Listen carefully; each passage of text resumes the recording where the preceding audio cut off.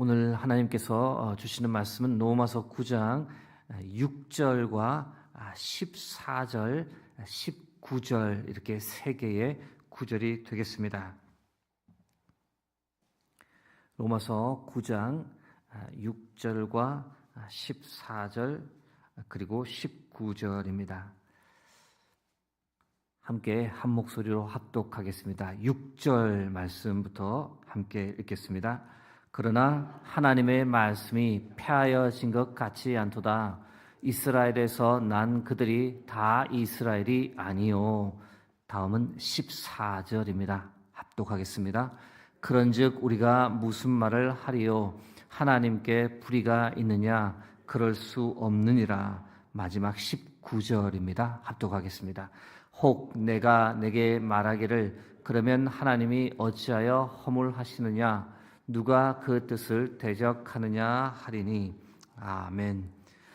오늘은 세 가지 질문이란 제의 말씀을 나누겠습니다. 방금 읽었던 세 개의 구절이 한 가지씩의 질문을 다루고 있어서 그렇게 읽었습니다. 이 동족을 긍휼히 여기는 바울의 마음이 참 특별합니다. 동족을 긍휼히 여기는 마음은 인지상정인데 한국 사람이 많지 않은 해외에 살다가 우연히 한국 분을 만나면 그렇게 반가울 수가 없습니다. 어디에서 오셨냐 안부도 묻고 인사를 나누게 됩니다. 동족이 더 편하고 동족에게 더 마음이 가는 것은 인지상정 아니겠습니까? 그런 면에서 바울이 동족 유대인을 특별히 긍휼히 여기는 것은 당연하다라고 말할 수 있습니다. 그러나 이 해외에서 살다가 이 동포에게 배신을 당하거나 이 같은 동족 때문에 상처를 크게 입게 되면 그때는 이 마음이 180도 바뀌어 버립니다. 두 번 다시 꼴도 보기 싫다. 두고 보자. 나중에 땅을 치며 후회하게 될 거다. 또는 분노, 복수의 마음도 생길 수 있습니다. 그러다 자신을 힘들게 하던 이들이 불행한 일을 당하면 아이고 속이 다 시원하다, 꼴 좋다 그렇게 비웃으며 통쾌할 수도 있습니다. 바울의 경우를 한번 생각해 보겠습니다. 여러분, 바울이 동족 유대인에게 받은 이 핍박과 어려움이 얼마나 많았습니까? 가는 곳마다 바울을 방해했습니다. 죽이려고 협박하고 핍박했습니다. 그들 때문에 죽음 직전까지 갔던 적이 한두 번이 아니었습니다.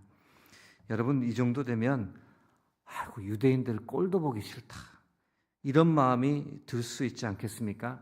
오히려 예수님을 거부하고 하나님 예배하신 축복을 누리지 못하면 잘 되었다. 저것들 저러니까 예수님을 못 믿는 거지 라고 말하며 이 유대인을 향한, 이 동족을 향한 분노의 감정을 바울이 표출할 수도 있었을 겁니다.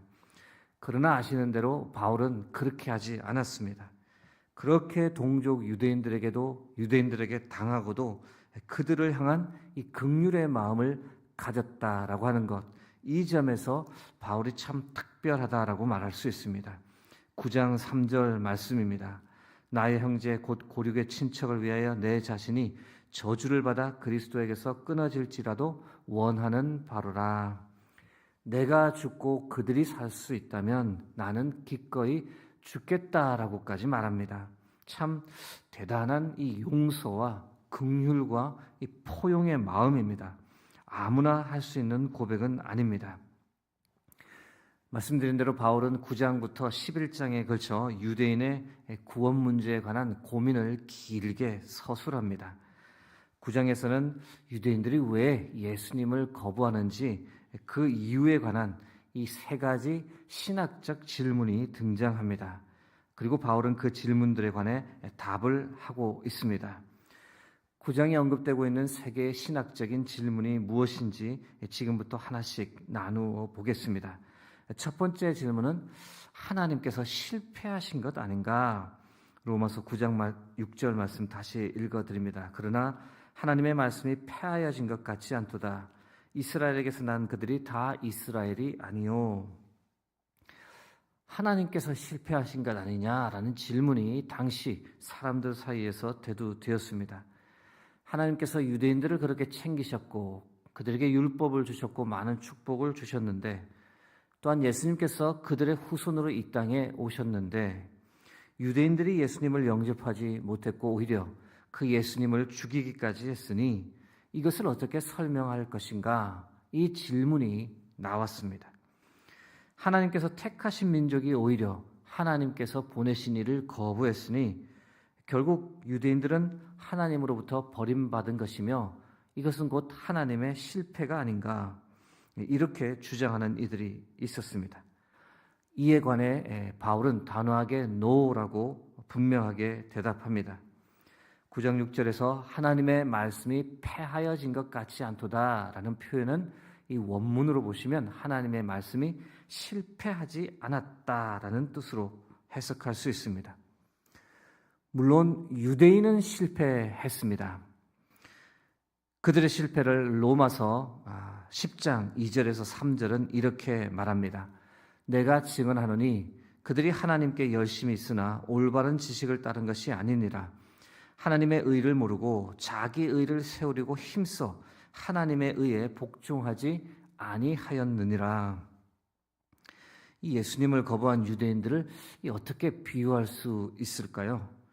열심히 성경도 읽고 기도도 하는데 복음의 핵심인 예수님을 알지도 못하고 영접하지도 않는 것과 똑같다라고 할까요?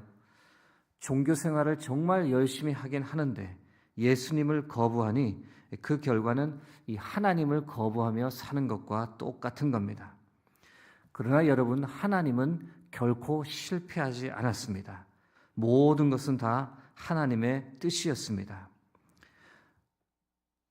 어떤 하나님의 뜻이 과연 이 현상 속에 숨겨져 있을까요? 로마서 11장 11절에서 유대인들이 왜 예수님을 거부하는 현상이 있는지, 이것 가운데 어떤 하나님의 뜻이 숨겨져 있는지를 바울은 설명합니다. 로마서 11장 11절 말씀입니다. 그러므로 내가 말하노니 그들이 넘어지기까지 실족하였느냐? 그럴 수 없느니라. 그들이 넘어짐으로 구원이 이방인에게 이르러 이스라엘로 시기나게 함이니라. 유대인들이 받아들이지 않아서 오히려 예수 그리스도 생명의 복음이 이방인들에게 더 충만하게 흘러 들어갈 수 있었다. 그러나 후에 이 시기하던 유대인들도 반드시 주께로 돌아오게 될 것이다. 이것이 바로 하나님의 최종 뜻이다라고 바울이 선포합니다. 여러분, 하나님은 결코 실패하지 않았습니다. 모든 것이 다 하나님의 뜻 안에 있습니다. 이것이 첫 번째 신학적 질문에 관한 바울의 답입니다. 두 번째 질문은 하나님께 불의가 있는 것 아닌가라고 하는 질문입니다. 로마서 9장 14절 말씀입니다. 그런즉 우리가 무슨 말을 하리요? 하나님께 불의가 있느냐?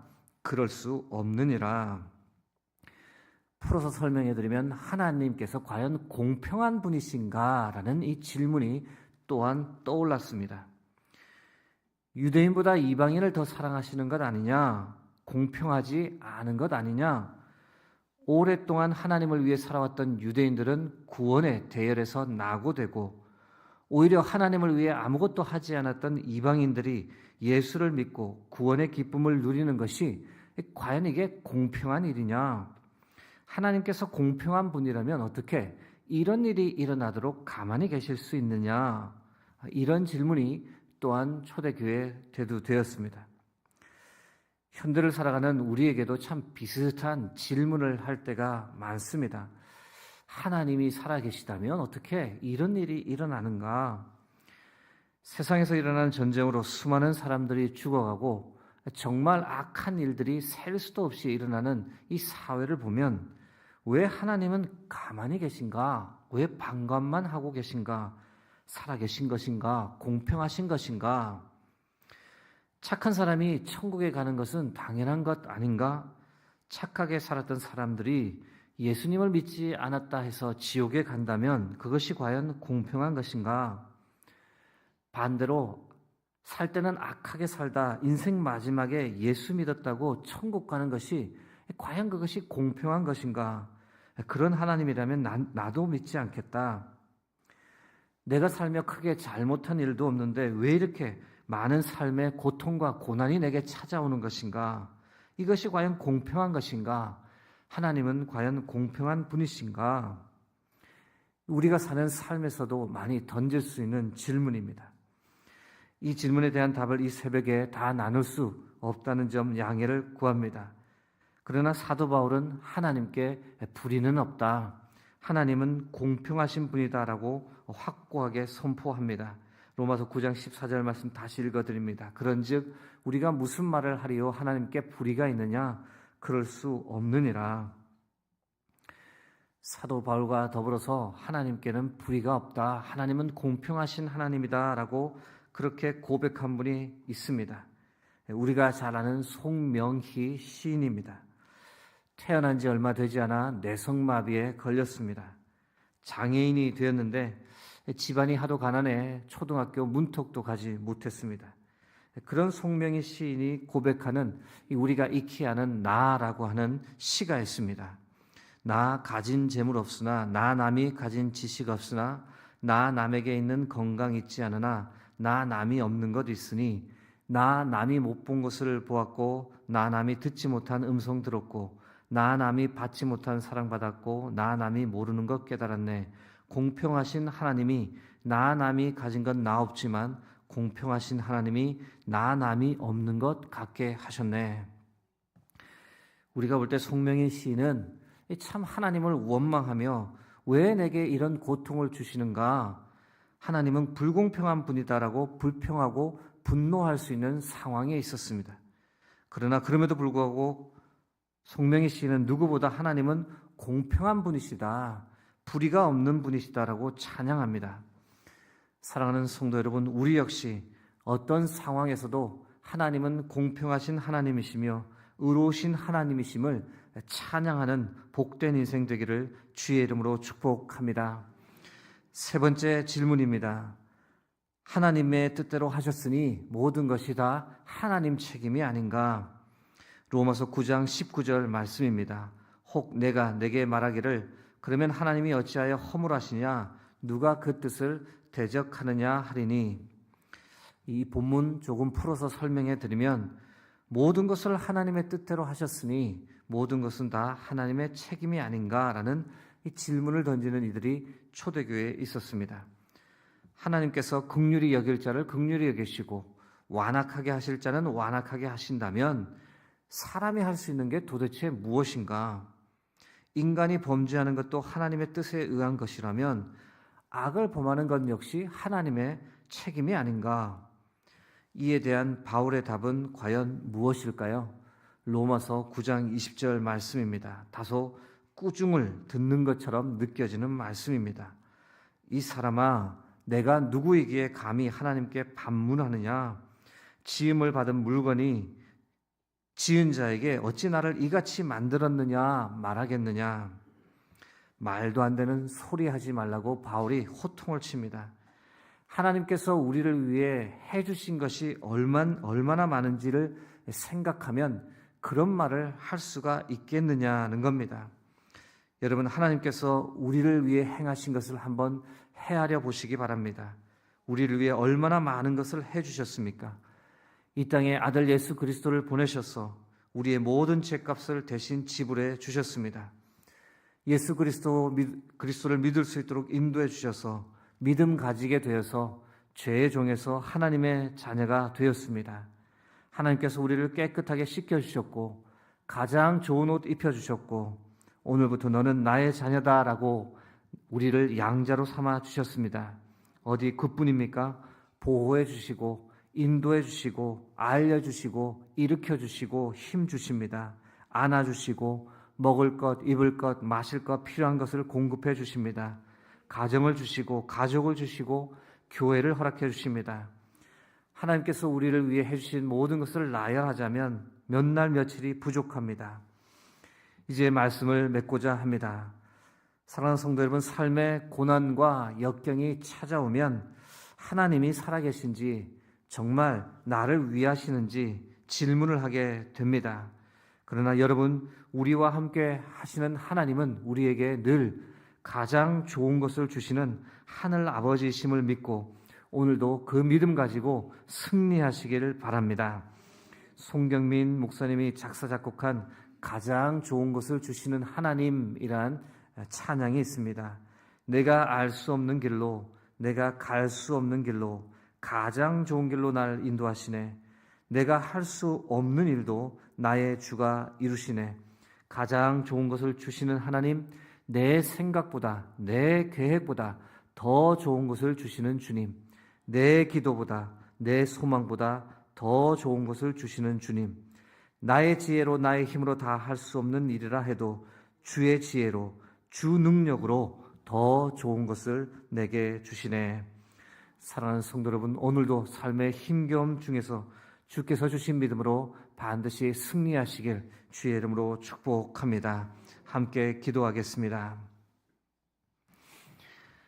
하나님, 오늘도 우리에게 허락해 주신 삶을 감사와 찬양과 기쁨으로 살아갈 수 있도록 도와주시옵소서. 여전히 고난과 어려움은 우리의 주위에 있지만 그것에 우리의 시선을 집중하지 않고 온전히 하나님께 우리의 모든 시선을 집중할 수 있도록 도와주옵소서. 가장 좋은 것을 주시는 하늘 아버지를 믿고 신뢰하며 오늘도 믿음으로 승리하는 삶 살아가게 인도하여 주옵소서. 예수 그리스도의 이름으로 기도드립니다.